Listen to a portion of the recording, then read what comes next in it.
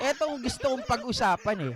Senator Bato, Tobats binatikos ni Attorney Rineco, mga kababayan, mukha talagang tanga etong si Senador Bato de la Rosa. Oy JP, bakit mo naman nasabi yan? Napaka-bully mo dito.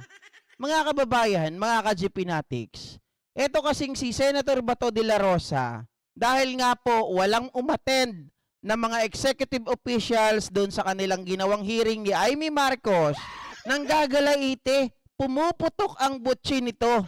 Ngayon, napunta po sa usapan ng tungkol doon sa eroplano. Yung eroplano na pinagsakyan ni Digong papunta ng Daheg.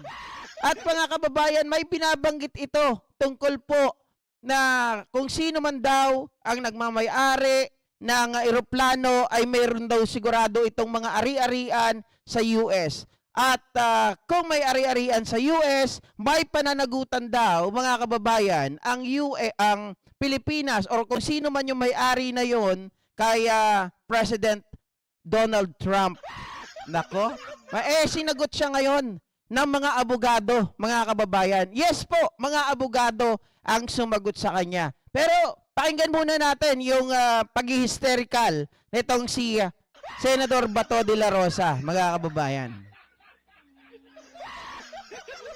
Hey, hold on. Easy. Ayan.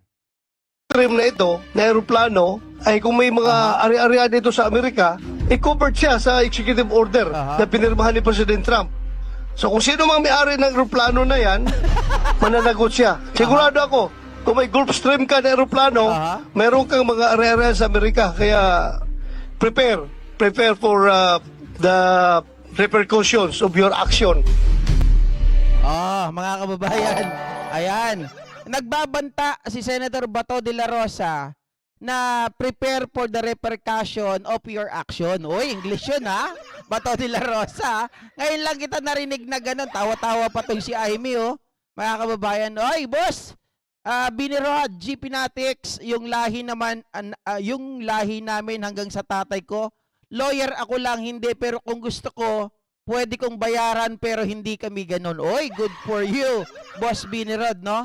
Pero syempre iba ka naman, iba naman si Sara Duterte. Iba yung mga thinking nila. Going back, mga kababayan, grabe makatawa to si Amy Marcos. Hindi mo alam, yung kasama mo, nangingintab na yung ulo, galit na. Tapos ayaw mo pang pagsabihan kung ano-ano na ang pinagsasabi ngayon. Mga ka-GP Natics, totoo ba, yung pinapaliwanag or yung sinasabi ni Senator Bato na kung sino man ang may-ari ng Gulfstream, yung eroplano, mga kababayan, ay may ari-arian daw doon sa US. So parang, pag meron kang Gulfstream, matik na may ari-arian ka sa US, at kung may ari-arian ka sa US, ikaw daw ay, mga kababayan, sakop ng executive order na inilabas ni Donald Trump. Ang tanong, mga kababayan, may power ba ang US, ang presidente ng US dito sa Pilipinas para patawan, mga kababayan, sakop ba tayo ng kanilang executive order? Ha? Yun ang tanong kasi, sakop ba tayo ng executive order ng US? Sabi ng iba, depende GP. Paano depende? O sige mga kababayan. Ngayon, tingnan natin yung pinapakita dito ni Attorney Bueno, mga ka-GP Natics. Meron kasi ako dito, isang statement ni Attorney Bueno muna tayo, mga kababayan. Si Attorney Rene Bueno. Ano bang sinasabi niya rito? Okay, sabi niya, the US President does not have the legal authority unilaterally punish individuals based on a request from a Philippine senator.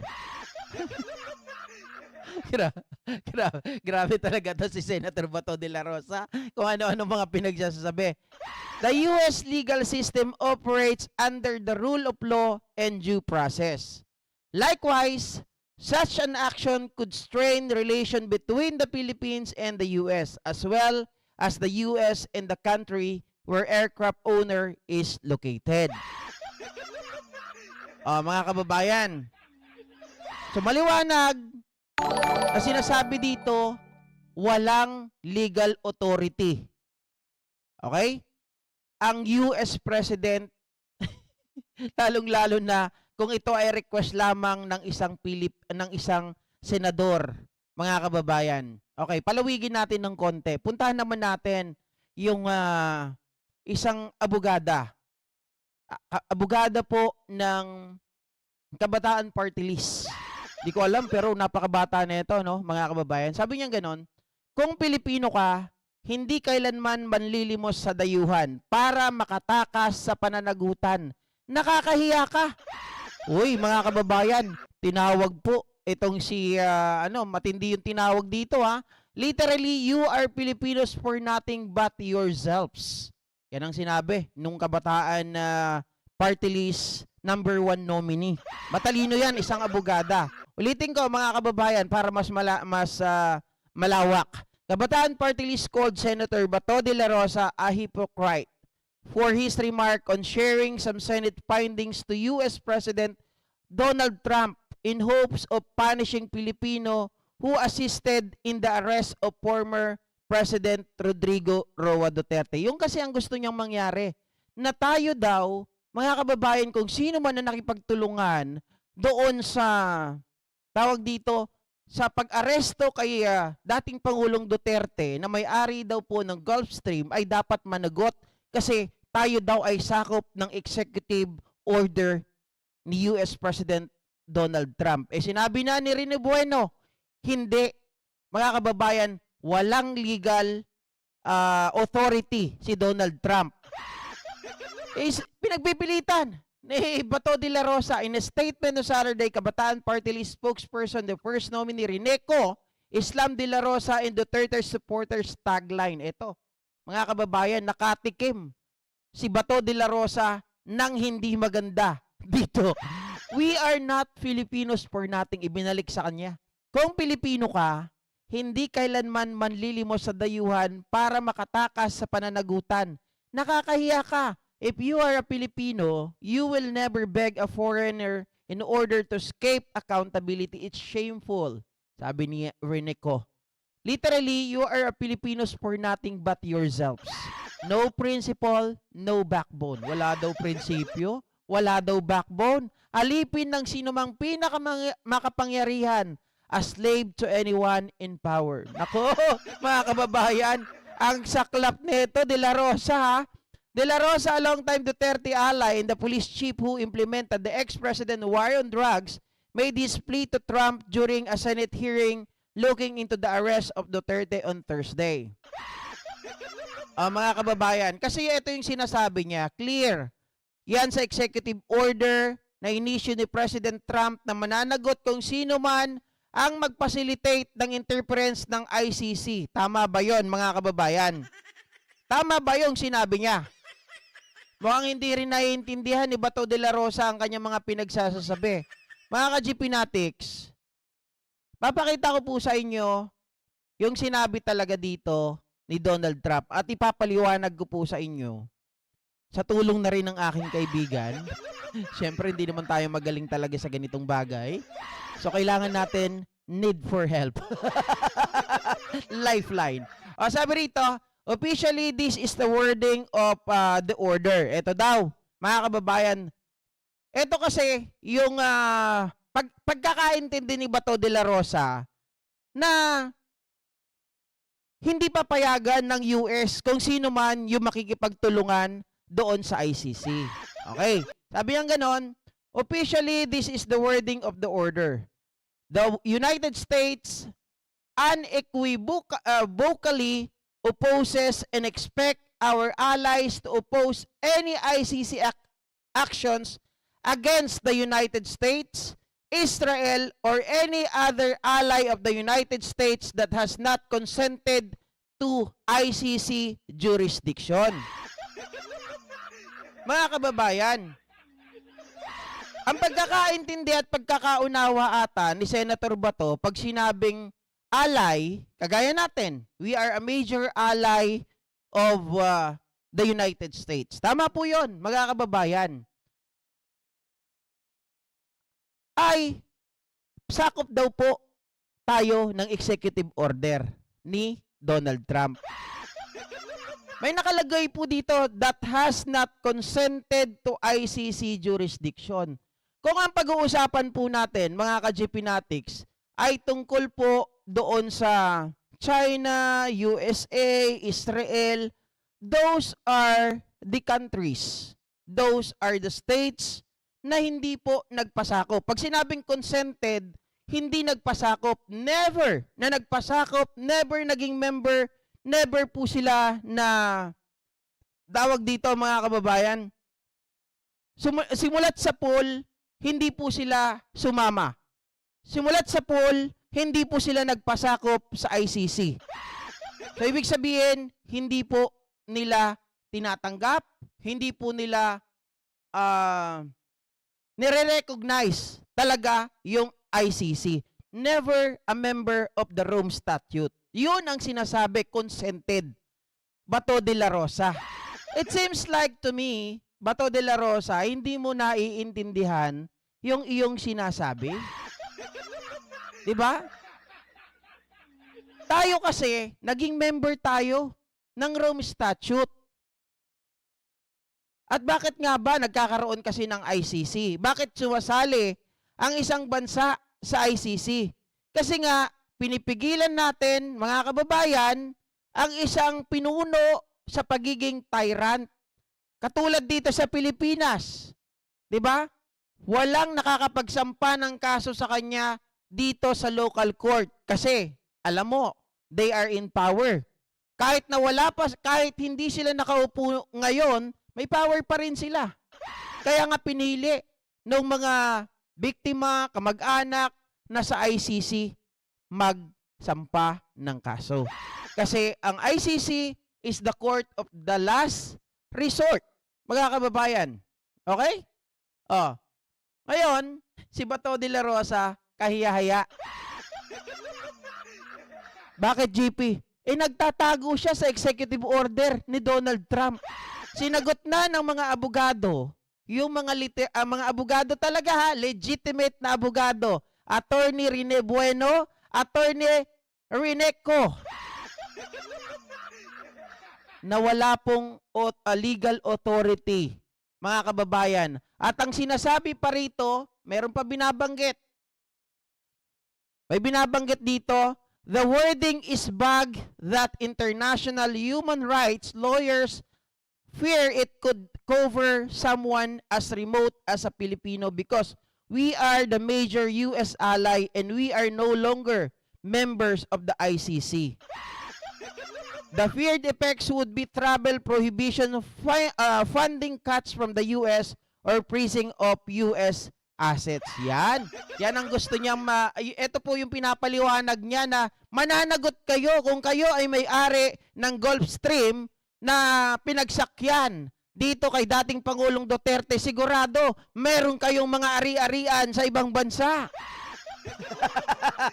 At mananagot kayo kay US President Donald Trump. Teka lang, mga kababayan. Una, tanungin po natin, Senator Bato, kailan at paano ka ba natanggalan ng iyong visa? Kailan ka ba kinanselan ng iyong visa? Di ba 2020? Taong 2020.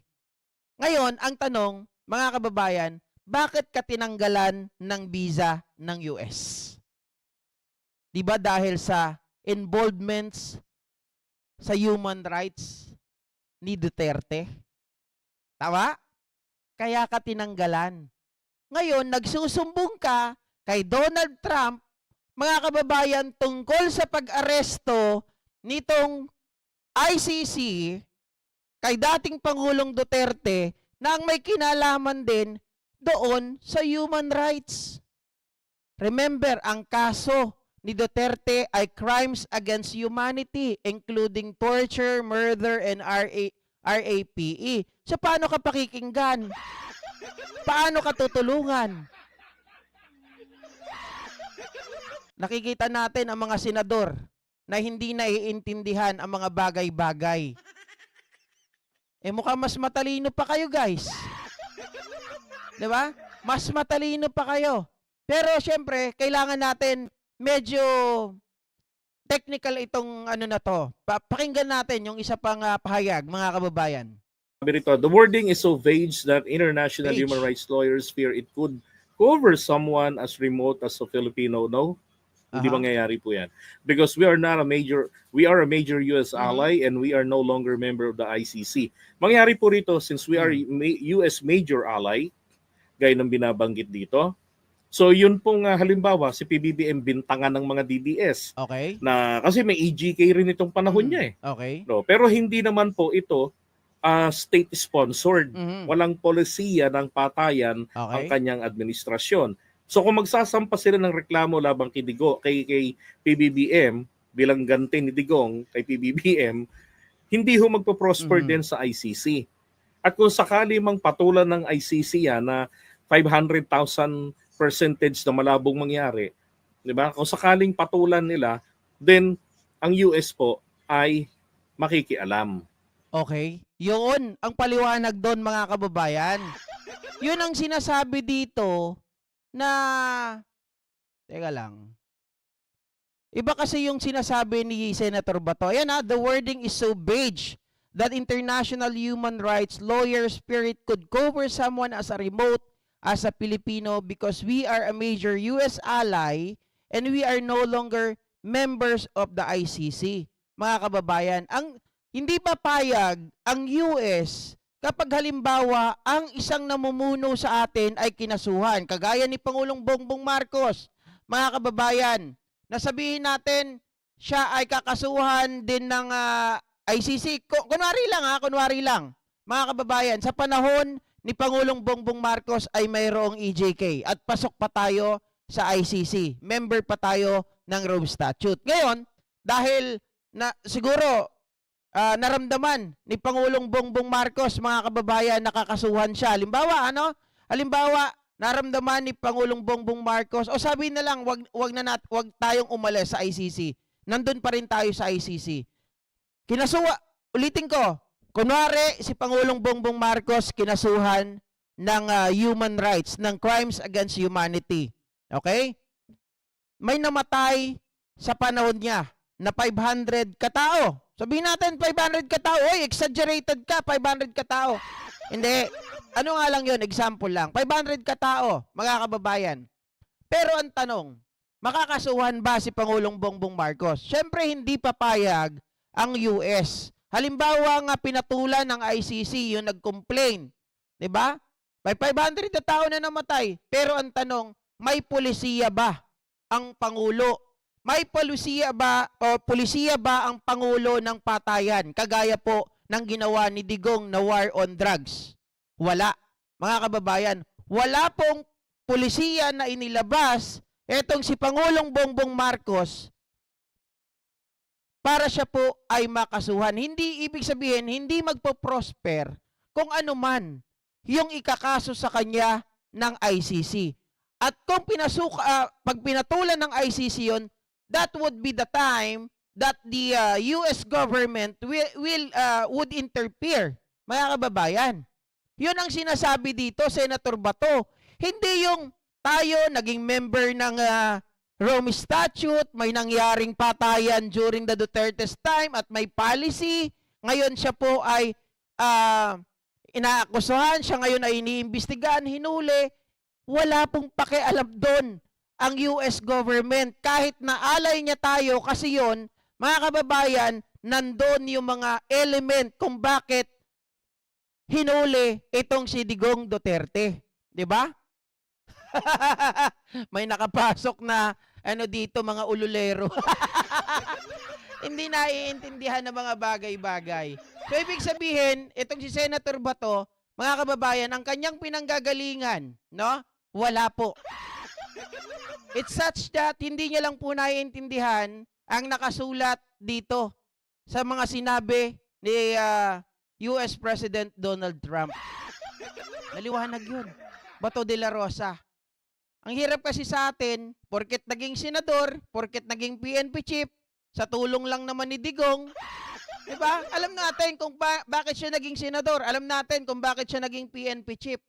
At ngayon nakikita na natin ang resulta. yung mga bagay-bagay ay hindi po nauunawaan. Lakas. Ah. Oh. Tama po, Odilenon. Sample sa Israel kay Benjamin, paano babasahin to? Netanyahu. 'Di ba? Pinalagan ni Donald Trump ang ICC kasi yung Israel is never a part of Rome Statute, never a member, never nagpasakop, mga kababayan. So, wala pong itong US, sila po ay baback upan nila normally ang Israel. 'Di ba? Kasi yung ICC, minsan kasi, pag mga leader gusto nila sakupin, hindi naman naging member yung mga yon. Paano? Yun yung sinasabi dito, Senator Bato. Naharangan ng US, kasi bakit mo imbestigahan yan? Never ka naman naging member niyan. Never ka naman naging, tawag dito, never ka man na nagpasakop dyan. Yang Israel hindi naman nagpasakop sa inyo. Bakit nyo iimbestigahan yung tao nila, yung presidente nila, o kung prime minister nila, kung sino man yan? Diba? Yun lang yun. Madali pong intindihin. Mga kababayan, ginugulo lang ng utak at ginagawa nilang narrative ngayon, yung bagay na yan, sa pamamagitan ni Senator Bato, na si Donald Trump daw ay magtuto the rescue kay Digong Duterte. Alahu. 'Di ba? Hindi mangyayari 'yun. Kasi tayo ay naging member to 2011 up to 2018, 'di ba? Mga kababayan? Oh. Kaya lang naman tayo kasi umalis sa ICC dahil alam naman talaga ni Digong Duterte na hahabulin siya ng ICC. Kahit ngayon ang Hungary, mukhang sila din ay kakalas na sa ICC. Bakit nga ba, mga kababayan? Alam natin. Kasi pag ang tao may kaso ng human rights, aalis at aalis bilang member ng ICC. Kasi baka matulad kay Digong Duterte. Oh. Tama po, Ma'am Leticia, walang paki si Trump dahil tayo ay naging member po ng ICC. Unless, kung tayo, mga kababayan, never ever naging part ng ICC. Sigurado, to the rescue si Donald Trump. So, wala yan. Bato de la Rosa. Managinip ka, matulog ka ng matulog hanggang gusto mo. Pagkagising mo, presidente pa rin ang Pangulo namin, si Digong, nandun pa rin sa dahig. Di ba? Nakakulong pa rin.